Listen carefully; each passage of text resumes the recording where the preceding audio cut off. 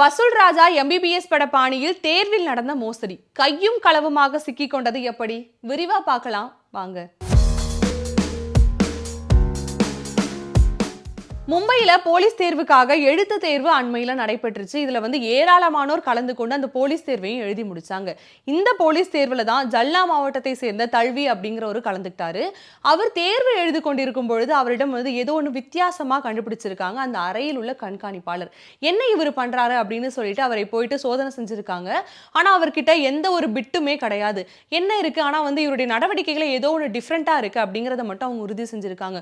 ரொம்ப நேரம் சோதனை செஞ்சு பார்த்ததுக்கு பிறகுதான் ஒரு அதிர்ச்சிகரமான ஒரு சம்பவம் ஒன்று வெளியாகி இருக்கு. என்ன அப்படின்னா, அவருடைய காதுக்குள்ள இருந்த மிக சிறிய ஹெட்போன் தான். இதை வெளியில இருந்து யாராவது ஒருத்தவங்க பாக்குறாங்க அப்படின்னா யாராலையுமே அந்த மிக சிறிய ஹெட்போனை கண்டே பிடிக்க முடியாது.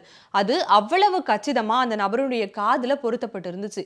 ரொம்ப கூர்ந்து கவனிச்சதுனால மட்டும்தான் அந்த நபருடைய காதுல இருந்த அந்த மிக சிறிய ஹெட்போனை கண்டுபிடிக்கவே முடிஞ்சிச்சு.